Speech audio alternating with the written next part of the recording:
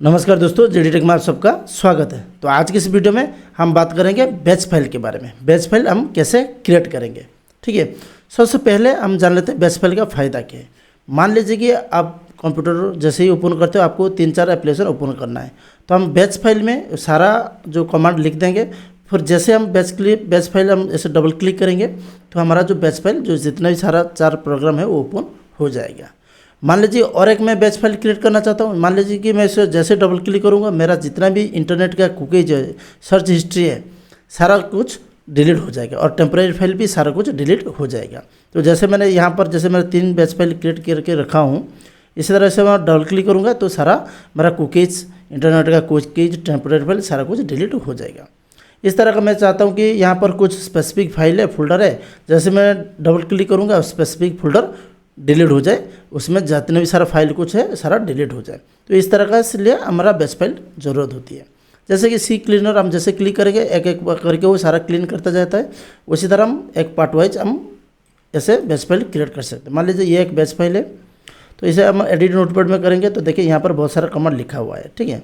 तो यहाँ पर ये कुकीज़ सारा डिलीट करवाता है, सारा कुछ हम लिखा हुआ है कमांड। तो ऐसे ऐसे करके हम पार्ट 1 पार्ट 2 करते जाएंगे वीडियो को, तो इस तरह से आप एक बैच फाइल क्रिएट कर पाएंगे। तो सबसे पहले हम बैच फाइल कैसे क्रिएट करें वो हम देखते हैं। तो सबसे पहले हमें नोटपैड में जाना पड़ेगा। तो यहाँ पर हम नोटपैड में ओपन किए, ठीक है। सबसे पहले यहाँ पर नोटपैड ओपन करते हैं। तो यहाँ पर हमें बैच फाइल क्रिएट करने के लिए एक कमांड देते हैं @ec ऑफ, ऐसा कर देते हैं, ठीक है।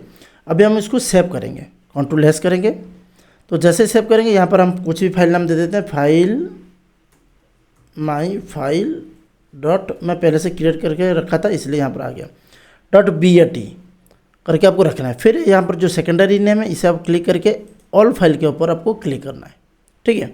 जैसे यहाँ पर क्लिक करोगे तो आप सेव करो। कहाँ पर करना है, मुझे डेस्कटॉप पर करना है, सेव करूँगा, ठीक है। तो ऑलरेडी मेरे यहाँ पर है, मैं इसे यस करवा देता हूँ। तो ये मेरा फाइल क्रिएट हो गया। जैसे मैं यहाँ पर इसे डबल क्लिक करूँगा, देखिए ये ओपन होगा, चला गया, ठीक है, क्योंकि हमने इसके अंदर कुछ भी कमांड नहीं दिया है। अब हम 2-3 कमांड देते हैं इसमें, तो आपको इजी हो जाएगा समझने में। तो ऐसे राइट क्लिक करेंगे, एडिट विथ नोटपैड करेंगे। तो यहाँ पर सबसे पहले क्या कमांड देंगे, हम नोटपैड हम MS पेंट ओपन करना चाहते हैं। तो यहाँ पर हम कमांड दे देंगे echo OPEN opening MS paint, ठीक है। तो यहाँ पर हम जो MS पेंट ओपन होने का जो कमांड है वो हम देंगे start MS पेंट .exe, ठीक है। ये एक कमांड है। जैसे हम रन में MS पेंट लिख कर टाइप कर देते हैं, इस तरह का MS पेंट .exe हम दे देते हैं, ठीक है। तो यहाँ पर हम पॉज देते हैं, PAUS पॉज दे देते हैं। पॉज देने पर हमारा जो बैच फाइल का जो कमांड फाइल है वो ओपन होते ही रहेगा, क्लोज नहीं होगा। तो इसे हम सेव करवा देते हैं, ना करेंगे तो भी कोई प्रॉब्लम नहीं है। इसे हम क्लोज करेंगे। जैसे हम डबल क्लिक करेंगे, देखिए हमारे पास MS पेंट का जो प्रोग्राम है ये ओपन हो गया। ये ऑटोमेटिकली बाय डिफ़ॉल्ट पीछे वाला जो हमारा बैच फाइल का जो कमांड है वो आ गया। अब इसे एंटर करेंगे तो चला जाएगा। अगर हम इसे हम एडिट नोटपैड में जाएंगे तो इसे हम पॉज को हटा देंगे, फिर Ctrl+S मारेंगे तो क्या होगा, सिर्फ MS पेंट ओपन हो जाएगा, देखिए, ठीक है। तो इस तरह का हम जितना भी कमांड यहाँ पर डालते जाएंगे, ठीक है, तो इसी तरह काम करते जाए। यहाँ पर अगर हम देते हैं इस इको OPEN ओपनिंग नोटपैड, ठीक है, कमांड देंगे स्टार्ट, ठीक है, notepad.exe, ठीक है। पॉज कर देते हैं, PAUS पॉज कर देते हैं, Ctrl+S क्लोज करते हैं। देखिए 2 कमांड ओपन हो जाए, MS पेंट भी ओपन होगा, नोटपैड भी ओपन होगा। डबल क्लिक करते हैं, देखिए 2 फाइल ओपन हो गया, MS पेंट ओपन हो गया, नोटपैड भी ओपन हो गया। तो इस तरह से अब आप फाइल क्लियर कर सकते हो। इसके अंदर कमांड देते जाओगे वो कमांड एक्सेस करता जाएगा। तो इस तरह से हम धीरे धीरे करेंगे, जो बैच फाइल का एक प्रोग्राम तैयारी करेंगे। ऐसे इस तरह का 3 जो फाइल आप देख रहे हो इस तरह का हम फाइल क्रिएट करेंगे, ठीक है।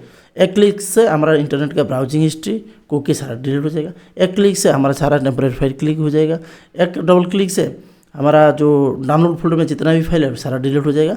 इस तरह एक क्लिक से हमारा जो जितना भी फाइल है डाउनलोड से कॉपी हो जाएगा D ड्राइव में। सारा कुछ हम कमांड लाइन में सीखेंगे। तो MS पेंट में, MS DOS में अगर आप कमांड सीखे हो तो कोई प्रॉब्लम नहीं होगा, आसानी से आप कर सकते हो, आपको मालूम होगा। बाकी इस फाइल से आप आराम से कर सकते हो, ठीक है। तो इस वीडियो में इतनी, फिर मिलेंगे और आगे वीडियो के साथ। Thank you.